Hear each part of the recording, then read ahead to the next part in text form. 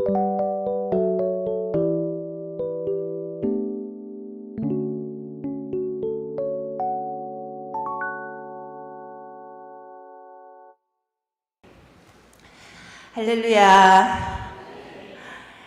제가 고백하기는 저는 지금 고3 엄마입니다. 그런데 세 가지 일을 한꺼번에 하고 있습니다. 그래서 고3인 저희 아들에게 제가 해줄 수 있는 일이 아무것도 없습니다. 단지 저는 이렇게 잔소리를 합니다. 너무 고3 같지 않은 고3 시기를 보내고 있는 것 같아서 간절함이 보이지 않는 것입니다. 그래서 아이에게 너에게 간절함이 보이지 않으니 간절하게 하나님께 기도해 보는 것이 어떻겠니? 라고 말했습니다. 그랬더니 아이가 기도하고 있어요 라고 대답하는 거예요. 그러면서 제가 왜 내가 아이에게 그런 잔소리를 하게 될까 생각해 보니 제가 불안한 겁니다. 두려운 겁니다. 제가 해줄 수 있는 일이 없기 때문에 아이 스스로 하나님께 간절히 자신의 입시를 위해서 기도하라고 잔소리를 하고 있더라고요. 그러면서 몇 년 전 우리들 교회에 김양재 목사님이 하신 말씀이 생각이 났습니다. 그 교회가 청소년들이 많이 모여서 부흥된 교회잖아요. 그런데 그 해에 입시가 되었을 때 수능 결과를 보고 봤더니 떨어진 애들도 있고 붙은 애들도 있는 겁니다. 그래서 목사님이 이렇게 말씀하셨다 하더라고요. 붙은 아이들 보고는 너희가 믿음이 적기 때문에 혹시나 실족할까봐 하나님이 너희를 붙여주셨고, 떨어진 아이들은 너희가 믿음이 있기 때문에 실패에서도 일어날 것을 믿고 하나님이 떨군 것이다. 뭐 이런 뜻으로 얘기를 하셨다고 합니다. 제가 그 이야기가 기억이 나면서 그럼 나는 기도의 제목을 또 잔소리의 방향을 좀 바꿔야겠다 생각을 했습니다. 그래, 네가 입시에 실패를 하든 성공을 하든 어떻든 간에 선하신 길로 인도하시는 하나님을 믿는 믿음을 더해주기를 기도해라. 네, 저도 그렇게 기도하기로 작심을 했습니다. 그런데 오늘 독일의 신학자 슐라터는요, 구하는 기도에 대해서 이렇게 얘기를 했다고 합니다. 구하는 기도에는 욕구에 의한 것과 간절함에 의한 것이 있다. 그런데 욕구에 의한 기도는 시기와 때에 따라서 내용이 달라지지만, 그래서 반드시 욕구에 따라서 필요하다고 생각할 때만 기도를 하고, 또 시간이 지나가거나 그 욕구가 사라지면 기도한 사실조차 잊어버리거나 다른 욕구가 자리를 채운다고 합니다. 그에 반해서 간절함에 의한 기도는 반드시 응답되는 기도라고 합니다. 간절함으로 기도를 하는 사람은 기도를 하는 그 내용을 잊지 않고 감정과 환경의 영향도 받지 않기 때문이랍니다. 그래서 슐라터는 기도가 이루어지지 않는 것은 욕구에 의한 기도이기 때문이고, 간절함에 의한 기도는 하나님이 반드시 들어주신다고 주장을 했습니다.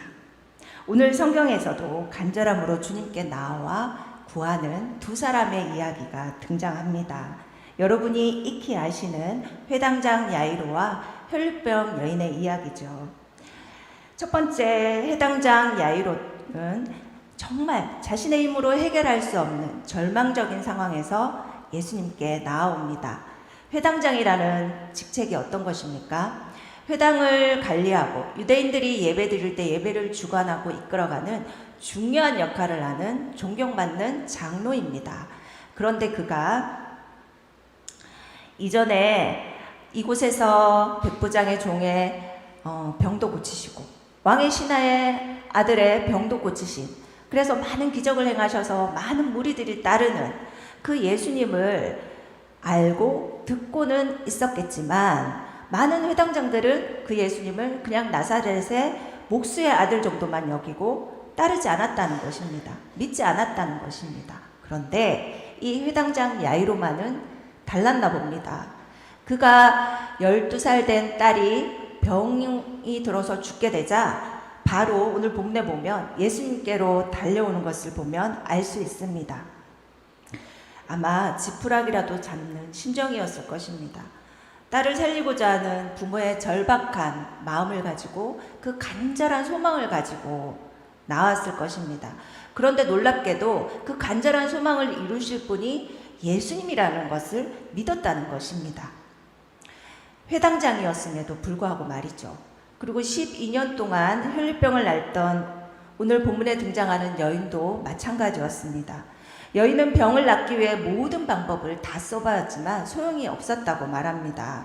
26절에 많은 의사에게 많은 괴로움을 받았고 또 가진 것도 다 허비하였을 때 아무 효험이 없고 도리어 더 중해졌다라고 말하고 있거든요. 유능한 의사, 좋은 약, 다 소용이 없었다는 것입니다. 모은 재산을 다 써버릴 만큼 오랜 시간 동안 병을 치료하기 위해 백방으로 노력을 했지만 자신의 병이 낫지 않고 도리어 더 중해졌다는 것이죠.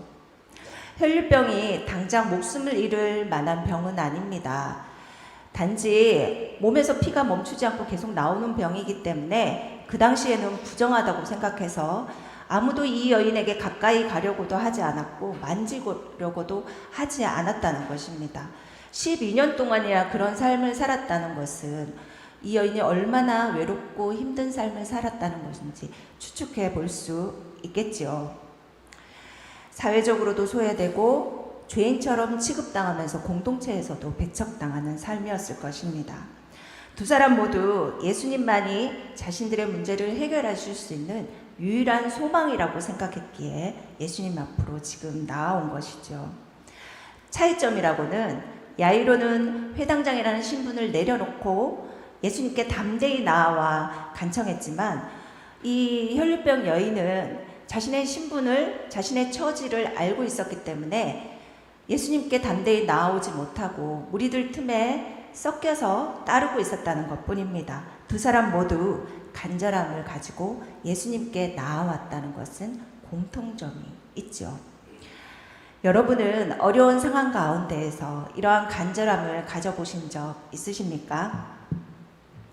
아마 있으실 것입니다. 또 간절함이 이루어지지 않았을 때 무력감과 절망감을 느껴보신 적은 있으신가요? 그런 적도 있으실 것 같습니다. 사람마다 상황이나 시기는 다르지만 인생을 살아가다 보면 그러한 순간을 마주할 때가 있습니다. 아무도 예측하지 못하고 원하지 않았지만 사람으로 살아가는 것에 대해 한계를 느끼는 그런 순간 우리는 간절히 비로소 하나님의 이름을 부르며 하나님을 찾게 됩니다. 저 또한 그런 적이 있었는데요. 몇 년 전 저희 집안에서 하나뿐인 아들이면서 저희 집안의 장손이었던 저희 오빠가 갑자기 갑작스러운 사고를 당한 경험이 바로 저에게는 그런 순간이었던 것 같습니다. 월요일 아침 일어난 사고였는데요. 직장에 출근해서 당한 사고 때문에 그 다음날까지 중환자실에 계셨습니다. 24시간 동안 저와 제 가족들은 정말 심장이 타는 심정으로 하나님께 간절히 살려달라고 기도했습니다. 그 시간 주님께 드렸던 기도는 무엇으로 표현할 수 없는 정말 영적인 경험이었습니다. 그 기도를 통해서 하나님께서 저의 마음속에 위로를 주시고 저의 마음을 만져주시고 또 동시에 오빠가 이제는 떠날 때가 되었다는 것도 깨닫게 해주셨습니다. 저는 오빠를 살려달라는 기도를 주님께 드렸지만 새벽녘에 주시는 응답은 이제 그가 나와 함께 영원히 살 것이다 라는 것이었습니다. 저는 오늘 이 본문 말씀을 묵상하면서 사실은 이 본문 말씀이 마지막 주 새소식반 아이들에게 가르치는 공과 내용이었습니다. 그런데 이 본문 말씀을 묵상하면서 그때 간절했던 저의 마음을 다시금 느낄 수 있었습니다. 오늘 말씀에 등장한 이 회당장 야이로 또한 지독한 절망감과 깊은 간절함 속에서 놀라운 고백을 합니다. 23절 말씀입니다. 간곡히 구하여 이르되 내 어린 딸이 죽게 되었사오니 오셔서 그 위에 손을 얹으사 그로 구원을 받아 살게 하소서. 앞서 말한 것처럼 그는 회당장으로서 존경받는 사람이었습니다. 그런데 그가 체면과 명예, 자기 생각 다 내려놓고 그 모든 사람들이 인정하지 않는 하찮게 여기는 그 청년 나사렛 예수에게 무릎을 꿇고 이렇게 용기 있게 믿음의 고백을 하였다는 것입니다. 그 고백에 따라 주님은 기꺼이 그를 따라서 그의 집으로 가십니다. 혈병 여인으로 인해 가는 길이 지체되었을 때 야이로의 종이 달려와 딸의 죽음을 알렸지만 예수님은 야이로에게 두려워하지 말고 믿기만 하라 라고 말씀하셨습니다. 그렇습니다. 두려움을 이기는 것은 바로 믿음이죠. 믿지 못하기 때문에 두려운 것이죠. 죽음도 이길 수 있으신 그 예수님을 우리는 이미 알고 있습니다. 그 예수님이 우리에게도 똑같이 말씀하십니다. 너에게 내 힘으로 해결되지 못하는 문제가 있느냐? 두려워하지 말고 나를 믿으라 라고 말씀하십니다. 야이로는 혈류병 여인으로 인해서 지체된 그 예수님을 원망하면서 예수님이 하신 이 말씀을 믿지 않을 수도 있었습니다. 그러나 그는 예수님의 말씀에 순종해서 예수님을 자기 집으로 안내합니다. 저는 그 믿음이 어디서 나왔을까 궁금해졌습니다. 자식이 지금 죽었다고 하는데 예수님이 조금만 더 일찍 가셨으면 살릴 수 있었을 텐데 눈이 뒤집혀지지 않았을까요? 하지만 그는 끝까지 예수님께서 죽은 딸도 살리실 것을 믿었기 때문에 포기하지 않고 예수님을 집으로 안내했던 것입니다. 두 번째 치유 사건에 등장한 여인은 주님의 겉옷이라도 만지면 자신의 병이 나을 것이라는 믿음으로 주님의 옷을 만졌습니다. 그러자 예수님의 옷을 만지자마자 여자의 병이 즉시 나았습니다. 오늘 말씀이 우리에게 가르쳐 주시는 놀라운 사실이 있습니다. 우리의 그 간절함 속에서 믿음이 피어난다는 것입니다. 다시 말한다면, 정확히 말한다면 간절한 사람에게 우리 주님께서 믿음을 선물로 주십니다. 이것은 자기 확신과는 다른 믿음입니다. 내가 믿는 믿음이 아니라 우리가 간절함으로 하나님께 나아갔을 때 하나님이 주시는 믿음이라는 것입니다. 똑같이 말씀을 들어도 믿는 자와 믿지 않는 자가 생깁니다. 말씀이 믿어지는 것이 바로 하나님이 주시는 은혜입니다. 저와 여러분이 모두 하나님의 말씀을 믿는 은혜를 누리시기를 소원합니다. 예수님을 신뢰하게 되는 믿음, 또한 하나님을 만나게 되는 믿음, 성령님께서 감동하여 주시는 믿음, 그 믿음이라는 말씀입니다. 오늘 말씀 속에서 예수님은 계속해서 믿음에 관해서 말씀하셨습니다. 그래서 사실 오늘 말씀이 치유에 대한 이야기이기도 하지만 믿음에 관한 이야기이기도 합니다. 오늘 말씀은 우리에게 전하고 있습니다. 우리의 간절함을 가지고 예수님께 나아가라고 말씀하십니다. 여러분의 삶의 문제를 가지고 주님께 나아가십시오. 그때 주님은 그 응답으로 우리에게 믿음을 주실 것입니다. 사실 우리는 이러한 주님의 치유의 기적을 보면서 이렇게 질문할 수 있습니다. 오늘 말씀을 보면 죽은 딸이 살아나고 혈류병에 걸린 여인이 치유받고 새 삶을 살게 되었지만 사실 우리 실제 인생 속에서 교회를 다니고 예수님을 믿는다고 해서 죽은 사람이 다시 살아나거나 모든 불치병이 다 낫게 되거나 장애인이었던 사람이 비장애인이 되는 일은 일어납니까? 일어나지 않습니다. 그런데 우리가 오늘 예수님의 기적을 바라보는 것이 무슨 의미가 있을까요? 라고 질문할 수 있습니다. 그러나 오늘 주님의 기적 속에는 감추어진 비밀이 있습니다. 이 비밀은 바로 간절히 주님을 찾는 자에게 주님께서 믿음을 주신다는 것입니다. 어쩌면 이 믿음이 예수님께서 일으키시는 치유의 핵심일 수 있습니다. 우리 주님은 믿음 없는 우리를 치유하시기 위해서 이 땅에 오셨습니다. 주님이 주시는 이 믿음을 갖게 되면 우리는 전혀 새로운 세계를 발견하게 됩니다. 우리 하나님을 알게 되는 것입니다. 믿음이 우리 안에 회복되면 우리는 결코 망하지 않는다는 것을 깨닫게 됩니다.